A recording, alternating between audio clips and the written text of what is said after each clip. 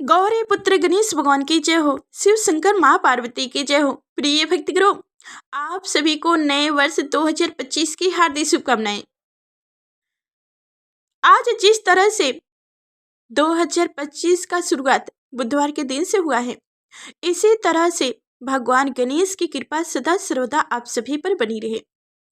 आप सभी को पता ही होगा कि बुधवार का दिन भगवान गणेश को समर्पित होता है।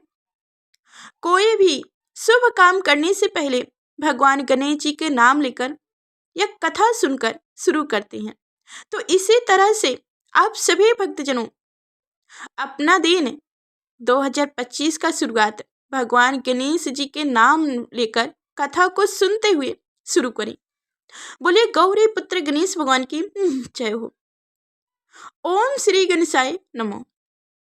एक नगर में एक बुढ़िया रहती थी जो रोजाना गणेश जी की विधि विधान से पूजा करती थी। लेकिन इस पूजा के लिए उसे रोजाना ही गणेश जी की प्रतिमा बनानी पड़ती थी। दरअसल वो मिट्टी की मूर्ति बनाती थी, जिस वजह से वो मूर्ति गल जाती थी। एक दिन उसके घर के पास एक सेठ जी का मकान बन रहा था। बुढ़िया मकान बनाने वाले मिस्त्री के पास जाकर बोली कि क्या तुम मेरे लिए पत्थर की गणेश प्रतिमा बना दोगे? मिस्त्री ने तुरंत मना कर दिया। कहने लगे, जितनी देर में हम तेरे लिए प्रतिमा बनाएंगे उतनी देर में सेठ जी की दीवार बना देंगे। बुढ़िया को बहुत ही दुख हुआ। वो कहने लगी, भगवान करे कि तुम्हारी दीवार टेढ़ी हो जाए। ऐसा कहते ही दीवार सच में टेढ़ी हो गई। इसके बाद से मिस्त्री ने कई बार वो दीवार बनाने की कोशिश की, पर वो सीधी बनने की नाम ही ना लेती थी। सुबह से शाम हो गई। जब सेठ जी आए तो देखा कि आज तो कुछ भी काम नहीं हुआ है। सेठ जी पूछने लगे। सेठ जी के पूछने से एक मिस्त्री ने सेठ जी को सारी बातें बता दी। सेठ जी ने बुढ़िया को बुलवाया और उसे सोने की गणेश प्रतिमा लाकर दी, जिसके बाद दीवार सीधी हो गई। हे विनायक जी, जैसे आपने सेठ जी की दीवार सीधी की वैसे ही सबकी करना, सब पर अपनी कृपा बनाए रखना। बोलिए गौरी पुत्र गणेश भगवान की जय हो। अब दूसरी कथा सुनिए। एक बार एक नगर में एक मालिन रहती थी। उसके पति की किसी बीमारी के चलते मृत्यु हो गई थी। उसका एक 4 साल का पुत्र था। उसकी सास कठोर हृदय की स्त्री थी। वह बहू को बहुत तकलीफ देती थी। एक दिन सास ने बहू और पोते को घर से निकाल दिया। वो दोनों रोते हुए चलते चलते एक जंगल में जा पहुंचे। वहां एक बड़ी पेड़ के नीचे बैठ गए। वहां से थोड़ी दूर पर एक गणेश जी का मंदिर था। वहां बहुत लोग गणेश जी के दर्शन करने आते थे।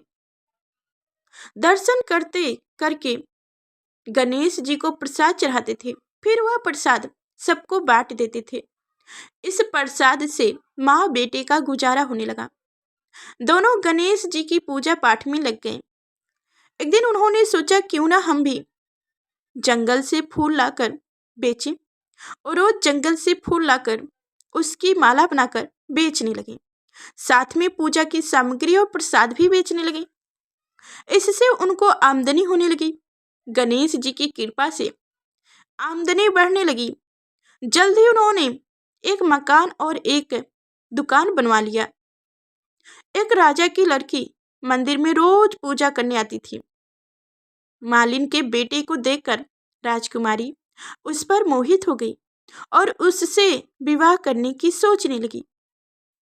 उसने अपनी भाभी से अपने मन की बात कही। भाभी अनुभवी हुई थी। उसने कहा, ये तो मालिन का बेटा है और तुम एक राजा की बेटी हो। यदि तुमने इससे विवाह किया तो तुम्हारी बहुत बदनामी होगी, बेइज्जती होगी। पर राजकुमारी अपनी बात पर अड़ी रही। उसने कहा, मैंने तो प्रतिज्ञा कर ही ली है कि उसी से विवाह करूंगी। भाभी ने घर जाकर सारी बात राजा को बता दी। राजा ने मना नहीं किया और विवाह के लिए तैयार हो गया। उन्होंने बड़े धूमधाम से बेटी का विवाह माली के बेटे के साथ करा दिया। मालिन ने सबसे पहले बेटी बहू को गणेश जी के मंदिर में ले जाकर पूजा पाठ करवाया और गणेश जी का आशीर्वाद दिलवाया। इसके बाद पूरे नगर में यह बात फैल गई कि गणेश जी की पूजा करने से सब दुख कष्ट दूर हो जाते हैं। यह बात सुनते ही नगर के सभी लोग मंदिर आने लगे। मालिन और उनके बेटे की बिक्री और बढ़ गई। उधर उसकी सास के बुरे दिन आ गए। अन्नदाता उससे रूठ गई और वह भूखे मरने लगी। एक दिन वह रोती धोती उसी गणेश जी के मंदिर में आ पहुंची। वहां वह मालिन के बेटे से बोली, मैं भूखी हूँ, मुझे रोटी कपड़ा दे देना, इसके बदले में तुम्हारा सारा काम कर दूंगी। लड़की को दया आ गया और उसे काम पर रख लिया। उसने अपनी दादी को नहीं पहचाना। जब मालिन घर आई तो उसने सास को पहचान लिया। वह सास से बोली, माँ जी आप यहाँ कैसे? सास ने पोते की तरफ इशारा करके कहा, मेरी इस सेठ के यहाँ नौकरी लग गई है। वह बोली, यह आपका पोता है और यह घर भी आप ही का है, यह दुकान भी आप ही का है। जब आपने हमें घर से निकाल दिया तब गणेश जी ने हमारी रक्षा की। बहू की बातें सुनकर सास बोली, मेरी करनी मैंने भोग ली है। बहू बोली, सासू माँ अब आप हमारे यहाँ रहो और पोते का सुख देखो। हे गणेश जी महाराज, जैसे सुख आपने मालिन को दिया वैसे ही सुख सबको देना। कहने सुनने वाले, हुकार भरने वाले सभी पर अपनी कृपा बनाए रखना। तो आइए अब एक और कथा सुनते हैं। एक गांव में माँ बेटी रहती थी। एक दिन वह अपनी माँ से कहने लगी कि गांव के सब लोग गणेश मंदिर में मेला देखने जा रहे हैं, मैं भी मेला देखने जाऊंगी। माँ ने कहा कि वहाँ बहुत भीड़ लगती है, कहीं गिर जाओगी तो चोट लगेगी। लड़की ने माँ की बात नहीं सुनी और मेला देखने चल पड़ी। माँ ने जाने से पहले बेटी को 2 लड्डू दिया और एक हारी में पानी दिया। माँ ने कहा कि एक लड्डू तो गणेश जी को खिला देना और थोड़ा पानी पिला देना, दूसरा लड्डू तुम खा लेना और बचा पानी भी पी लेना। लड़की मेले में चली गई। मेला खत्म होने पर सभी गांव वाले वापिस आ गए, लेकिन लड़की हुई वापिस नहीं आई। लड़की मेले में गणेश जी के पास बैठ गई और कहने लगी कि एक लड्डू और पानी गणेश जी तुम्हारे लिए है और एक लड्डू और बची बाकी पानी मेरे लिए है। इस तरह कहते कहते सारी रात बीत गई। गणेश जी यह देखकर सोचने लगे कि अगर मैंने यह एक लड्डू और पानी नहीं पिया तो यह अपने घर नहीं जाएगी। यह सोचकर गणेश जी एक लड़की के वेश में आए और उससे एक लड्डू लेकर खा लिए और साथ ही थोड़ा पानी भी पी लिए। फिर वह कहने लगे कि मांगो, तुम क्या मांगती हो? लड़की मन में सोचने लगी कि क्या मांगू, अन्न मांगू या धन मांगू या अपने लिए अच्छा वर मांगू या खेत मांगू या महल मांगू। वह मन में सोच रही थी तो गणेश जी उसके मन की बात को सुन लिए, जान लिए। वह लड़की से बोले कि तुम अपने घर जाओ और तुमने जो भी मन में सोचा है वह सब तुम्हें मिलेगा। लड़की घर पहुंची तो माँ ने पूछा कि इतनी देर कैसे हो गई? बेटी ने कहा कि आपने जैसा कहा था मैंने वैसे ही किया है और देखते ही देखते जो भी लड़की ने सोचा था वह सब कुछ हो गया। बोलिए गौरी पुत्र गणेश भगवान की जय हो। अब सुनिए चौथी कथा। एक बुढ़िया थी, वह बहुत ही गरीब और अंधी थी। उसके एक बेटे और एक बहू थे। वह बुढ़िया सदैव गणेश जी की पूजा किया करती थी।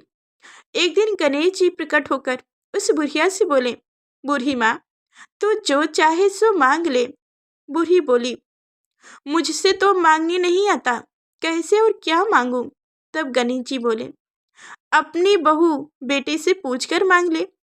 तब बुढ़िया ने अपने बेटे से कहा, गणेश जी कहते हैं तो कुछ मांग ले, बता मैं क्या मांगू? पुत्र ने कहा, माँ तो धन मांग ले।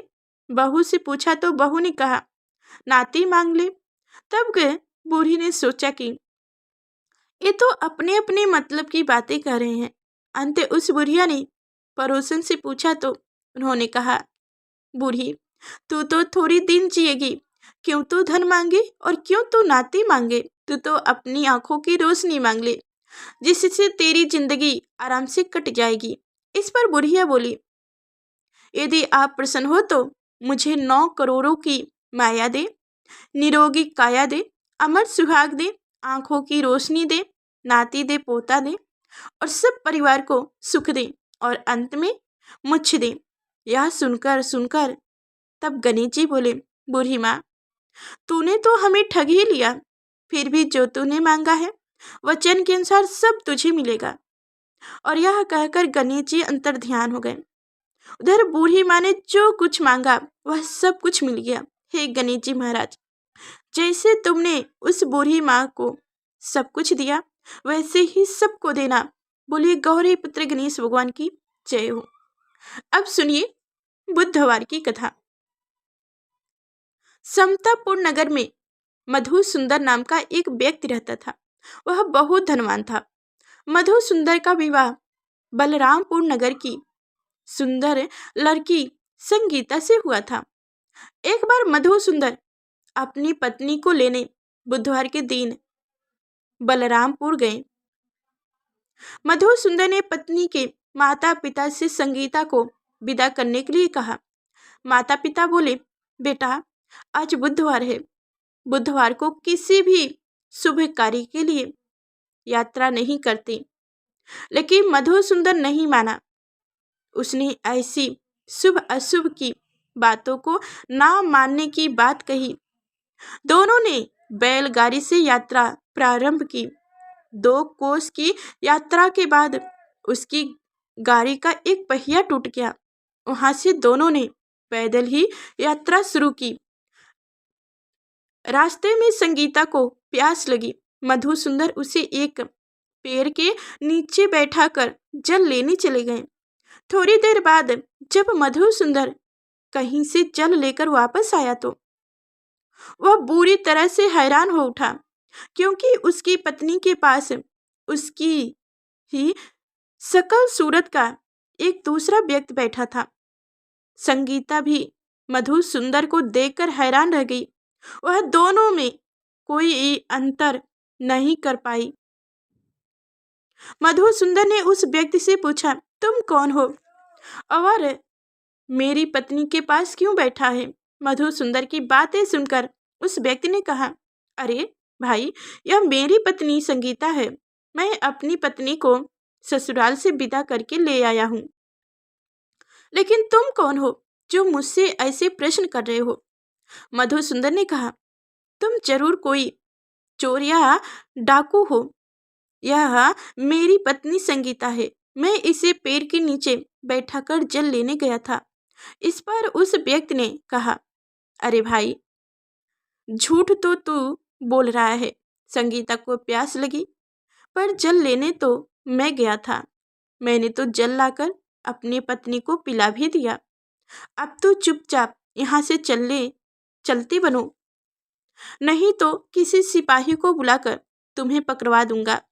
दोनों एक दूसरे से लड़ने लगे। उन्हें लड़ते देख बहुत से लोग वहां एकत्रित हो उठे। नगर के कुछ सिपाही भी वहां आ पहुंचे। सिपाही उन दोनों को पकड़कर राजा के पास ले गए। सारी कहानी सुनाकर राजा भी कोई निर्णय नहीं कर पाया। संगीता भी उन दोनों में से अपने वास्तविकता पति को नहीं पहचान पा रही थी। राजा ने दोनों को कारागार में डाल देने के लिए कहा। राजा के फैसले पर असली मधुसुंदर भयभीत हो उठा। तभी आकाशवाणी हुई, मधुसुंदर, तूने संगीता के माता पिता की बात नहीं मानी और बुधवार के दिन अपनी ससुराल से प्रस्थान किया। यह सब भगवान बुद्ध देव के प्रकोप से हो रहा है।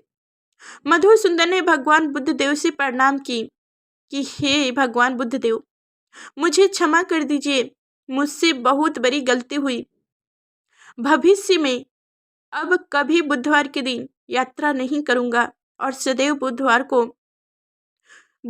को आपका व्रत किया करूंगा। मधुसुंदर की प्रार्थना करने से भगवान बुद्ध देव ने उसे क्षमा कर दिया। तभी दूसरा व्यक्ति राजा के सामने से गायब हो गया। राजा और दूसरे लोग इस चमत्कार को देख हैरान हो गए। भगवान बुद्ध देव की इस कृपा से राजा ने मधुसुंदर और उसकी पत्नी को सम्मानपूर्वक विदा कर दिया। कुछ दूर चलने पर रास्ते में उन्हें बैलगाड़ी मिल गई। बैलगाड़ी का टूटा हुआ पहिया भी जुड़ गया था। दोनों उसमें बैठकर समतपुर की ओर चल दिए। मधुसुंदर और उसकी पत्नी संगीता दोनों बुधवार को व्रत करते हुए आनंद पूर्वक जीवन यापन करने लगे। इस तरह भगवान बुद्ध देव की कृपा से उनके यहाँ खुशियां बरसने लगी। इस तरह से जो स्त्री पुरुष विधिवत बुधवार का व्रत करके व्रत कथा सुनते हैं, भगवान बुद्ध देव उनके सभी कष्ट दूर करते हैं। बोलिए गौरी पुत्र गणेश भगवान की जय हो, बुद्ध देव महाराज की जय हो। तो प्रिय भक्तगणों, उम्मीद करती हूँ कि आज की हमारी ये कथाएं आप सभी को अच्छी लगी होगी। तो लाइक और चैनल को सब्सक्राइब कीजिएगा। और हाँ, कितने लोग 2025 की शुरुआत खुशी खुशी करना चाहते हैं, कमेंट बॉक्स में कमेंट करके जरूर बताइएगा। फिर मिलते अगले नेक्स्ट वीडियो में, तब तक के लिए धन्यवाद।